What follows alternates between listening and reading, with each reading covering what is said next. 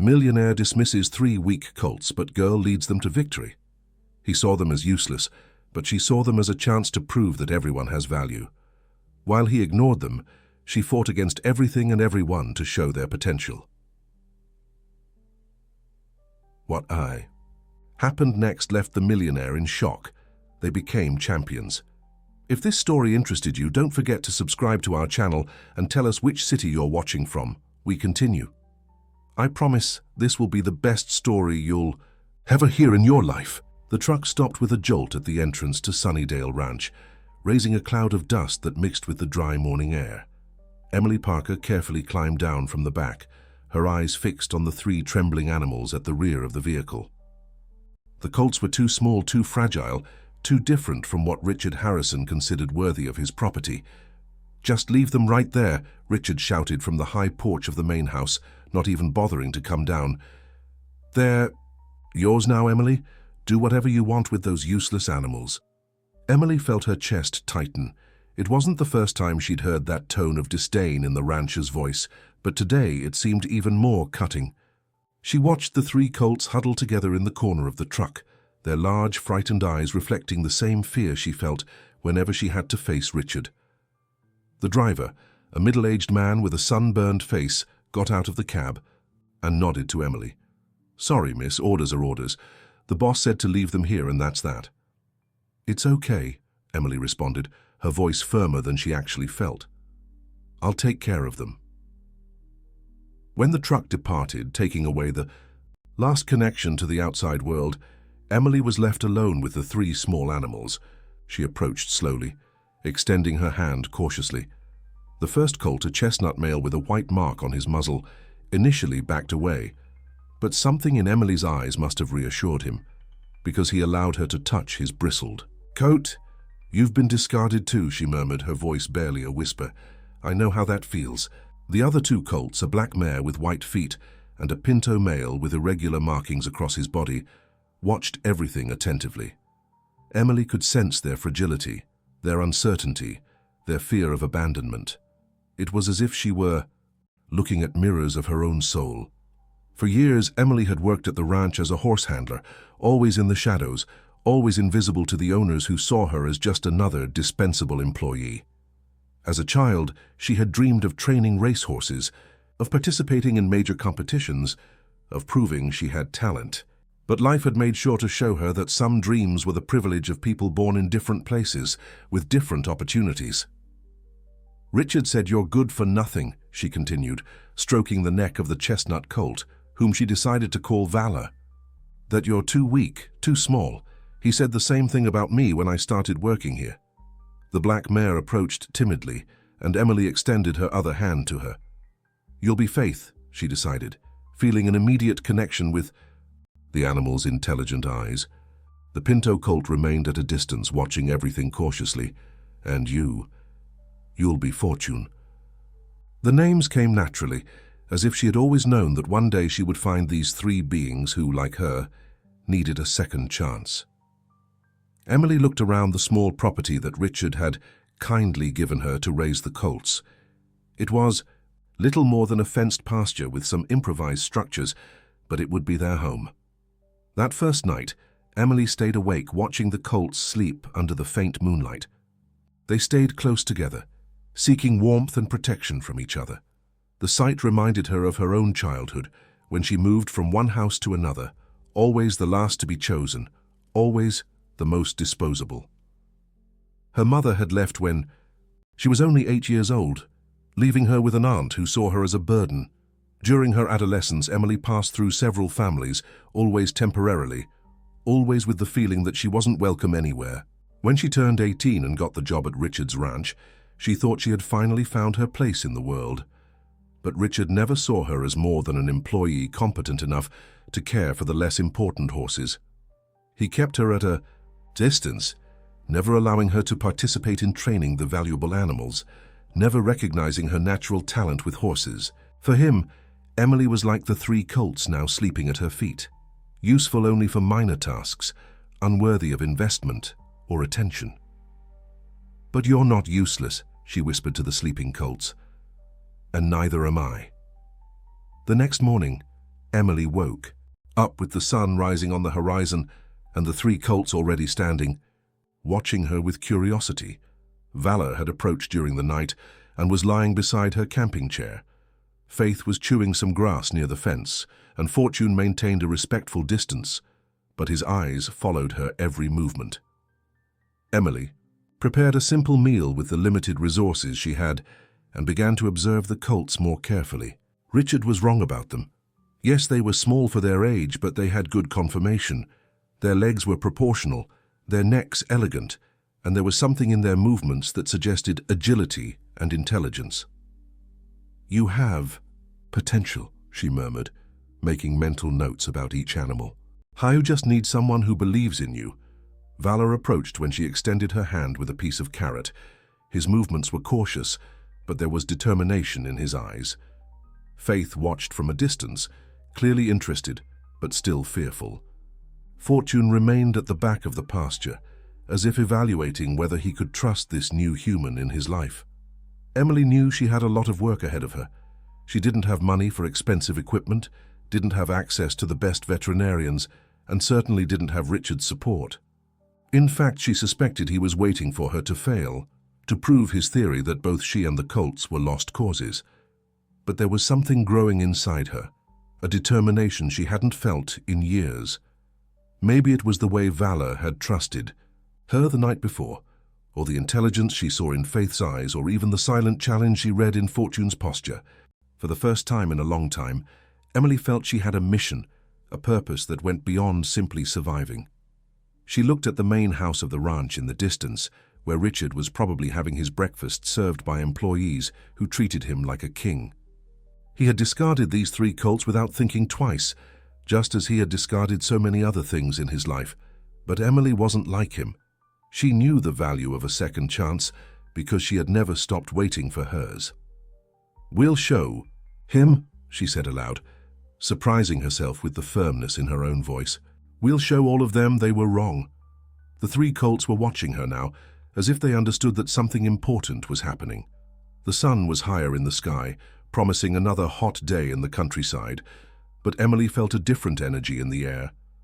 It was the beginning of something she couldn't completely name yet, but she knew it would change everything. 3 weeks had passed since the colt's arrival, and Emily had established a routine that began before dawn. She woke up with the first rooster crow, prepared a simple meal, and headed to the pasture where Valor, Faith, and Fortune awaited her. The connection between them grew each day, but Emily knew there was still a long road ahead. Valor had become the most confident of the trio.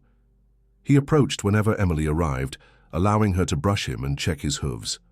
Faith demonstrated impressive intelligence, observing everything attentively and quickly, learning the routines. Fortune remained more reserved, but Emily noticed that he watched her constantly, as if studying her every move. "Today we're going to try something different," Emily announced to the three, who seemed to understand the special tone in her voice. She had improvised some simple obstacles using fallen logs and large rocks she found scattered around the property. It wasn't much, but it would be enough to start basic training. She began with Valor, guiding him gently with an improvised rope. The colt hesitated initially before the first obstacle, but with patience and encouragement he made his first jump. It was awkward, imprecise, but there was something in the way he landed and looked at Emily that made her heart race. There was determination there, a willingness to please that went beyond simple conditioning. Faith observed the entire process before her turn. When Emily guided her to the obstacle, the mare studied it for a moment, calculating the necessary distance and height. Her jump was more elegant than Valor's, more controlled. Emily smiled, realizing she had a small athlete on her hands. Fortune was the last and, as always, the most challenging. He approached the obstacle with excessive caution, stopping several times before finally deciding to try. When he jumped, it was with an explosion of energy that surprised Emily. There was raw power there, a strength that needed to be properly channeled. "You guys are amazing," Emily murmured, caressing each of them after training. Richard has no idea what he discarded. But the words of encouragement were interrupted by the sound of horses approaching. Emily looked up and saw Richard riding toward the pasture, accompanied by two of his foremen. Her stomach instinctively contracted. Richard never came here without a specific reason, and they were rarely good reasons. "Emily," he shouted before even stopping his horse completely, "I need to talk to you." She went to the fence, maintaining a respectful distance. The colts grouped behind her, as if sensing the tension in the air. Richard dismounted with characteristic arrogance, his eyes scanning the pasture with disdain. "I heard you're trying to train these animals," he said, the word animals sounding like an insult. "I hope you're not wasting time with absurd fantasies." "I'm just taking care of them, Mr. Harrison," Emily responded, keeping her voice firm. "As you asked." Richard laughed, a harsh sound that made the colts move nervously. "Taking care is one thing, Emily, but Frank here told me he saw you setting up obstacles, that you're trying to train them for competition." Emily felt her face heat up. Frank was one of the oldest foremen, known for his blind loyalty to Richard and his tendency to create problems where none existed. She should have been more careful, more discreet. "They need exercise," she explained. "Exercise is part of proper care." "Don't treat me like an idiot," Richard replied, his voice taking on a dangerous tone. "I know training when I see it, and I won't allow you to use my property for your delusional games." Emily felt anger growing inside her, but forced herself to remain calm. Losing control now wouldn't help her or the colts. "With all due respect, sir, you said the animals were mine now, and this pasture too." "For now," Richard said, his words loaded with threat. "But don't forget, Emily, that you're here because of my generosity, and generosity has limits." He mounted his horse again, but before leaving he added, "By the way, I heard the regional equestrian tournament is approaching. Too bad none of my horses are ready to compete this year, but I'm sure you wouldn't be foolish enough to think of entering these discards." The words were said with a cruel smile that didn't reach his eyes. Emily understood the message perfectly. He knew exactly what she was planning and was making it clear he wouldn't allow it. After Richard and his foreman departed, Emily stood at the fence for a long time, watching the dust settle on the road. The colts approached her, as if sensing her disturbance. Valor pressed his muzzle into her hand, a simple gesture that almost made her cry. That night Emily stayed awake again, but this time it wasn't to watch the colts sleep. Her mind was buzzing with plans and possibilities. The regional tournament was in 2 months. It would be impossible to prepare the colts adequately in such a short time, especially with Richard watching her every move. But as she looked at the 3 animals sleeping peacefully, Emily felt something she hadn't felt in years, a clear and unwavering purpose.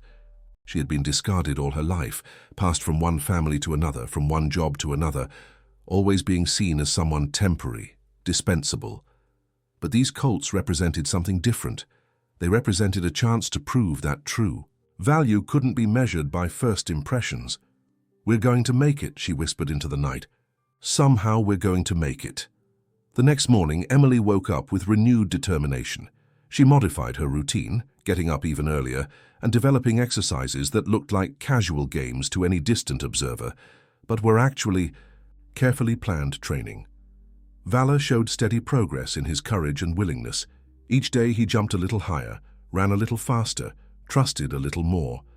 Faith revealed a natural elegance that Emily had never seen in such a young animal. Her movements were fluid, precise, almost dance-like. Fortune remained unpredictable, alternating between moments of absolute brilliance and complete stubbornness. "You have to learn to trust," Emily said to Fortune during their individual sessions. "I know it's hard. I had to learn too." It was true. Trust had never been easy for Emily. Every time she opened up to someone, every time she allowed someone to get close, she ended up being disappointed, abandoned, or betrayed. But there was something different with the colts. With them, she felt she could be completely honest, completely vulnerable. One afternoon, while working with Faith on flexibility exercises, Emily heard footsteps approaching. She turned, expecting to see Richard again, but was surprised by an older man she didn't immediately recognize. "Pardon the intrusion," said the man, removing a worn hat. "I'm Anthony Miller. I heard the young lady is training some young horses." Emily studied him cautiously. Anthony was about 60 years old, with grey hair and calloused hands that spoke of a life dedicated to working with horses. There was something in his eyes, a mixture of wisdom and sadness, that intrigued her. "May I ask who told you that?" she asked, remaining defensive. Anthony smiled, a gentle smile that immediately reassured her. "News travels fast in the countryside, miss, especially when it involves someone trying to do something everyone thinks is impossible." He approached the fence and observed the colts with experienced eyes. Emily could see that he was evaluating each animal, noticing details that most people would ignore. "May I take a closer look?" he asked. Emily hesitated for a moment, but something about Anthony inspired trust. She opened the gate and invited him in. The colts surprisingly weren't frightened by the stranger. In fact, Valor approached curiously, allowing Anthony to examine him.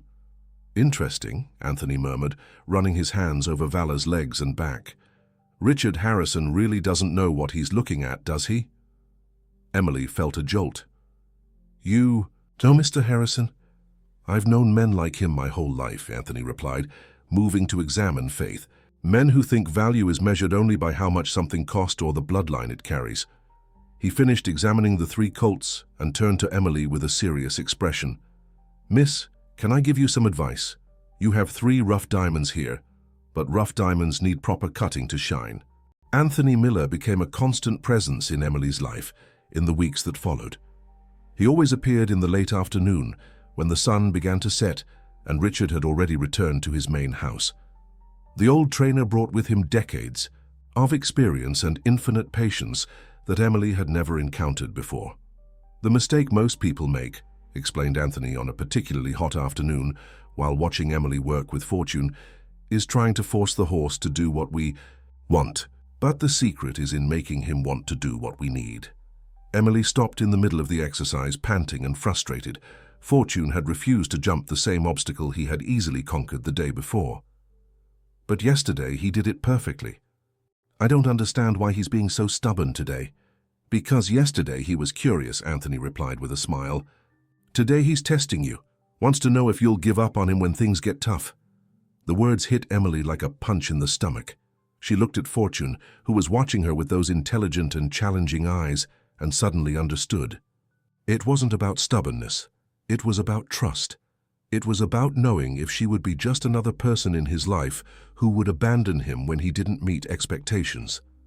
"You've been abandoned before, haven't you?" she whispered to the colt, approaching slowly. "You don't want to get attached because you're afraid of being hurt again." Fortune remained motionless as she approached, but Emily could see the tension in his muscles, the readiness to flee if necessary.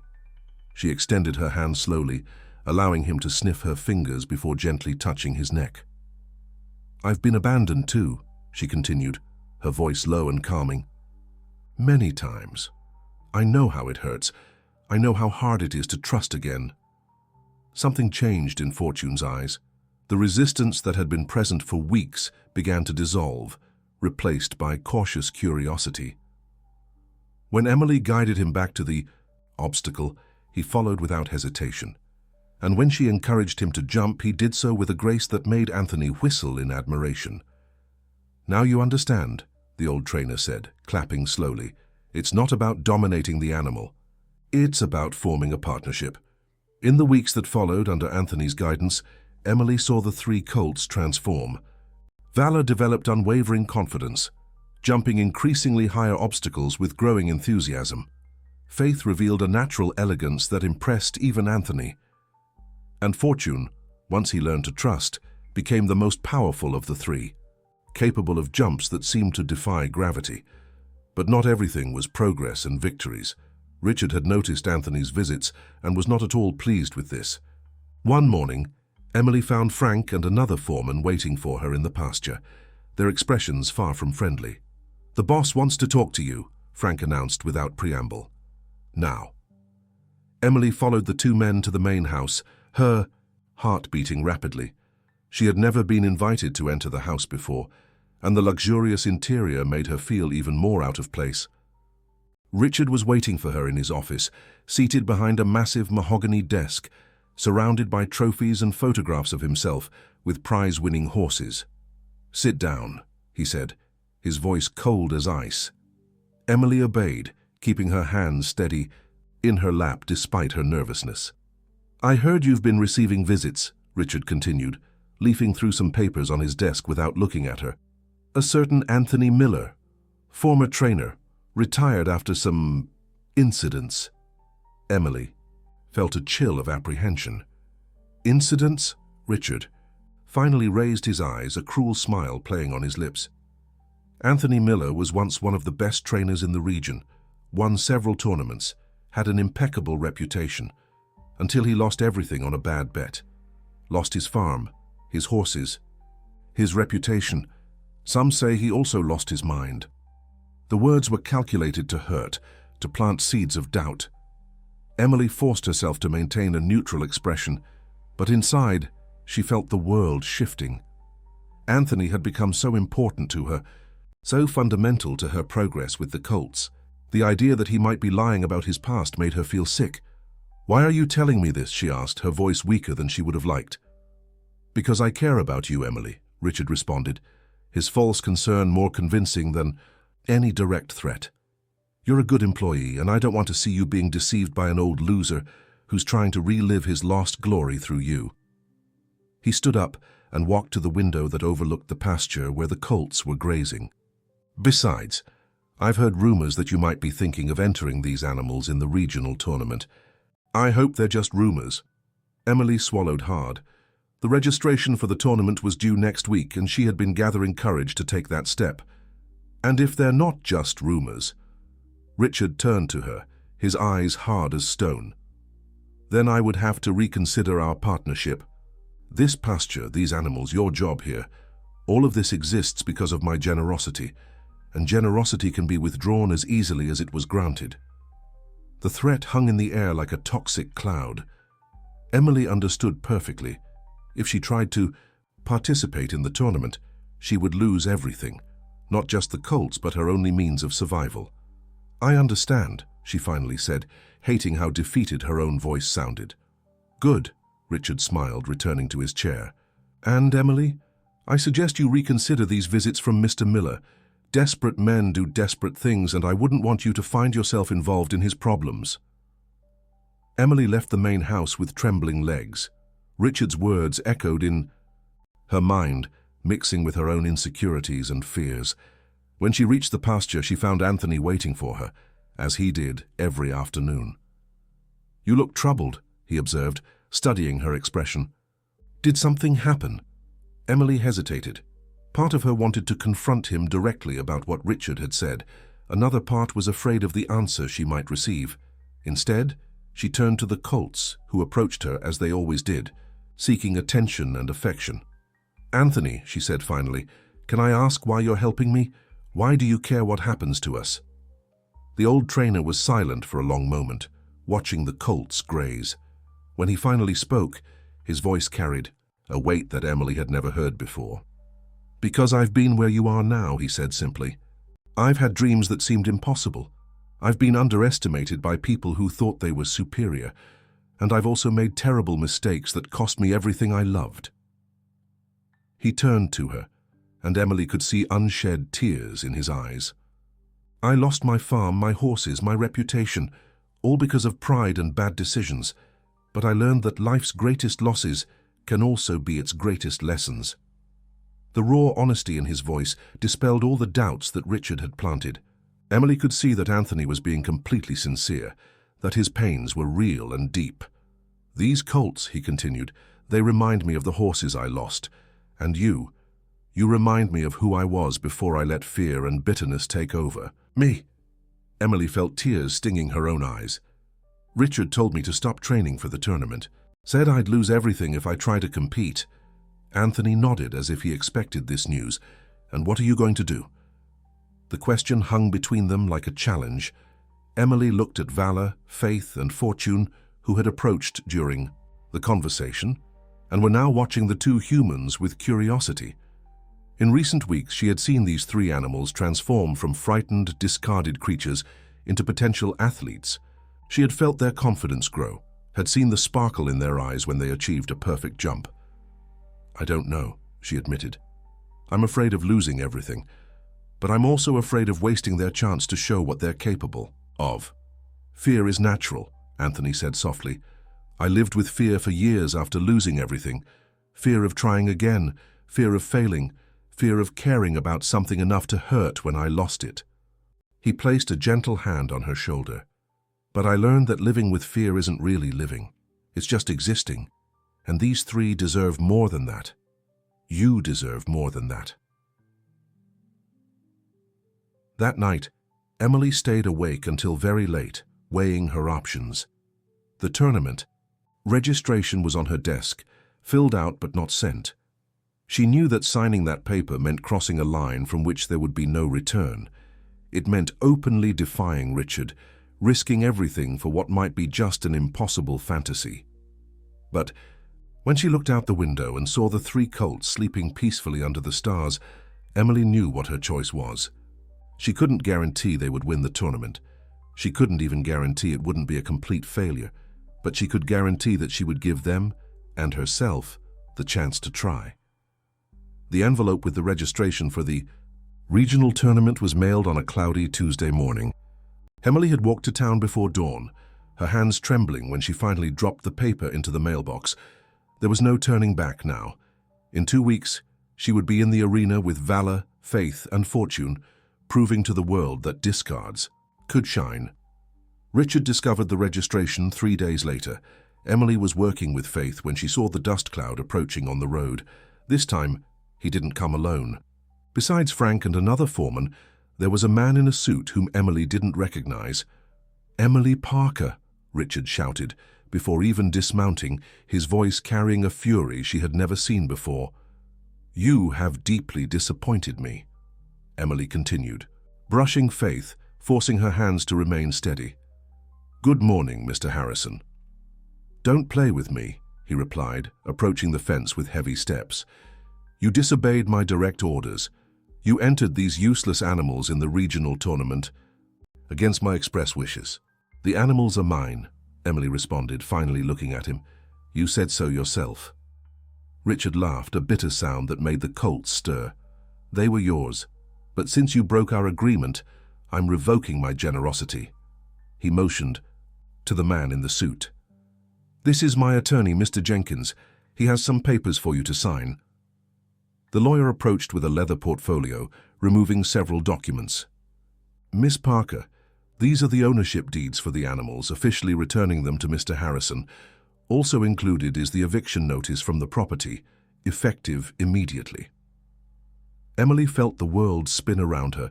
She took the papers, with trembling hands, trying to process the words dancing before her eyes. "You can't do this." "I can and I am," Richard said with cruel satisfaction. "You have until the end of the day to leave the property. The animals stay." It was then that Anthony appeared, seemingly coming from nowhere with his slow but determined walk. "Good afternoon, Richard," he said with a calmness that contrasted dramatically with the tension in the air. "You," Richard spat, turning to the old trainer. "I should have guessed you were behind this." Anthony smiled, a smile that didn't reach his eyes. "Actually, Richard, I have something that might interest you." He removed a yellowed envelope from his pocket. "Recognize this." Emily saw the color drain from Richard's face. The rancher looked at the envelope as if it were a venomous snake about to strike. "Where did you get that?" "Ah, so you remember," Anthony said, his tone remaining dangerously calm. "This is the contract you signed with my father 30 years ago, when you were broke and desperate. The contract that gave you the initial funds to buy this ranch." The silence that followed was deafening. Emily looked between the two men, trying to understand what was happening. Richard's lawyer approached nervously, extending his hand for the document. "Feel free to read it, Mr. Jenkins," Anthony said, handing over the paper. "You'll discover that, according to the terms of the contract, if Richard Harrison acted dishonorably or unjustly harmed any person involved with horses on this property, the debt would become immediately payable, with 30 years of compound interest." The lawyer examined the document with increasingly alarmed eyes. "Mr. Harrison," he whispered urgently, "this contract appears to be valid, and the amount, with accumulated interest, would be enough to buy this ranch 3 times over, Anthony completed. I kept this document all these years hoping you would change, that you would become the man my father believed you could be. But I see I was wrong. Richard seemed to have aged 10 years in a few minutes. His hands trembled as he looked between the document and Anthony. What do you want? Justice, Anthony answered simply. Emily and the Colts will compete in the tournament without any interference from you. If they win, you will publicly acknowledge your mistake in discarding them. If they lose, I'll tear up this contract and never speak of it again. And if... I refuse. Anthony smiled, and this time the smile reached his eyes. Then my lawyer will initiate collection procedures tomorrow morning. Emily watched the entire exchange in shock. In a matter of minutes, her situation had completely changed. Richard had no choice but to agree, but she could see fury boiling behind his eyes. This was far from over. In the days following the confrontation, Emily trained with an intensity that bordered on obsession. Anthony helped her during the day, but at night she continued alone, working with the Colts under the starlight. Valor had become almost perfect in his jumps, his confidence unwavering. Faith demonstrated an elegance that left anyone breathless. And Fortune, once he learned to trust completely, revealed a power that surprised even Anthony. "You're ready," Anthony said on the eve of the tournament, watching Emily make the final adjustments to the improvised equipment they had managed to gather. "The Colts are ready. The only question now is whether you believe it." Emily stopped what she was doing and looked at him. "Do you really believe we can win?" "I believe you've already won," he replied. "You've proven that discards can become extraordinary. The rest is just confirming what we already know." The day of the tournament dawned clear and sunny. Emily woke before dawn, but the Colts were already up, as if they knew it was a special day. She prepared them with extra care, brushing their coats until they shone, checking every detail of the equipment. The arena was full when they arrived. Emily had never seen so many people gathered for a regional equestrian event. There were competitors, with clearly expensive horses, professional equipment, and support teams. Emily looked at her 3 Colts, her improvised equipment, and felt a wave of insecurity. "Don't look at them," Anthony whispered at her side. "Look at your horses. See how confident they are, how they trust you. That's worth more than all the money in the world." The competition began with the smaller categories. Emily watched nervously, studying the other competitors, noting their techniques.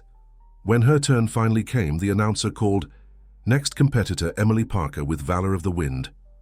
She entered the arena mounted on Valor, feeling all eyes on them. In the corner of her eye, she could see Richard in the stands, his expression a mixture of disdain and nervousness. But when she looked ahead, she saw Anthony near the fence, his thumb raised in encouragement. Valor sensed Emily's tension and moved restlessly for a moment. She took a deep breath, remembering everything Anthony had taught her. "We can do this, boy," she whispered, stroking his neck. "Let's show them." The course was challenging, with 12 obstacles of varying heights. Valor started nervously, but with each jump his confidence grew. When they crossed the finish line without knocking down any barriers, Emily heard enthusiastic applause from the crowd. They had completed a clean run. Faith was next, and her performance was even more impressive. The mare moved as if she were dancing, each movement fluid and precise. When she finished, also with a clean run, Emily felt tears of pride in her eyes. Fortune was the last, and Emily knew it would be the ultimate test. The colt had progressed tremendously, but he could still be unpredictable under pressure. When they entered the arena, she could feel his tension. "I trust you," she whispered to him, "and you trust me. That's all we need." Fortune began cautiously, but after the 3rd obstacle something changed. It was as if he finally understood that this was his chance to shine. His jumps became explosive, powerful, spectacular. The crowd fell silent, watching hypnotized the display of pure athleticism. When they crossed the finish line, the arena exploded in applause. Emily dismounted with trembling legs, hugging Fortune while tears freely ran down her face. The results were announced an hour later. Valor placed third in his category, Faith took second place, and Fortune, the colt that Richard had considered the most useless of all, won first place and the title of greatest revelation of the tournament. When Emily climbed the podium to receive the trophy, she looked for Richard in the crowd. He was there, his expression a mixture of shock and something that might have been respect. But it was to Anthony that she looked when she raised the trophy, seeing the pride shining in his old eyes. Later, when the crowd had dispersed and the colts were resting, Richard approached Emily. For a long moment, they looked at each other in silence. "I was wrong," he finally said, the words obviously difficult for him. "About the horses. About you." Emily nodded but said nothing. Some words had the power to heal, but only when accompanied by actions. "I'd like to offer you a position as head trainer at my ranch," Richard continued, "with full salary, benefits, and complete authority over the training program." Emily looked at the three colts who were resting contentedly after their day of glory. Then she looked at Anthony, who was watching the conversation from a distance with a knowing smile. "Thank you for the offer," she said finally. "But I think I'm going to open my own riding school, with Anthony as a partner if he'll accept." Richard looked surprised but nodded. "I understand. If you change your mind, I'll know where to find you," Emily completed. That night, as she celebrated with Anthony and cared for the tired colts, Emily reflected on the journey they had traveled. Months ago, she was just another invisible employee, and Valor, Faith, and Fortune were discarded animals considered worthless. Now she was a recognized trainer with a bright future ahead. And the three colts were champions, living proof that true value cannot be measured by appearances or first impressions. "You know something," she said to the colts as she brushed them one last time. "I think we all discovered something important. Today, we discovered that sometimes the most valuable people are those others consider disposable, and that when someone believes in you, really believes, you can overcome any obstacle." Valor nickered softly as if agreeing. Faith rested her head on Emily's shoulder, and Fortune, the most cautious of all, allowed her to hug him around the neck, finally completely trusting the woman who had changed his life. Under the stars of that special night, 4 beings who had been discarded by the world discovered that sometimes the greatest triumphs come not from having everything from the beginning, but from transforming what others consider worthless into something extraordinary. And they discovered that family isn't just about blood or origin, but about choosing to stand by each other when the whole world says you don't have a chance. The end of the story. Dear listeners, we hope the story of Emily and the 3 colts, Valor, Faith, and Fortune has deeply touched your hearts. This journey of overcoming reminds us that all of us at some point have been underestimated or considered insufficient by someone. But as Emily and her colts proved, true value isn't in what others see in us, but in what we choose to do with the opportunities life presents us. If this story moved you as much as it moved us in telling it, don't forget to subscribe to our channel and hit the like button. In the comments, we'd like to know, have you ever felt discarded like Emily and the colts? How did you overcome those moments? Your stories can inspire other listeners going through similar situations. Every day we bring narratives that explore the complexity of human and animal life, stories that celebrate the strength that exists within each of us. Don't miss our upcoming content, as each story is an opportunity to connect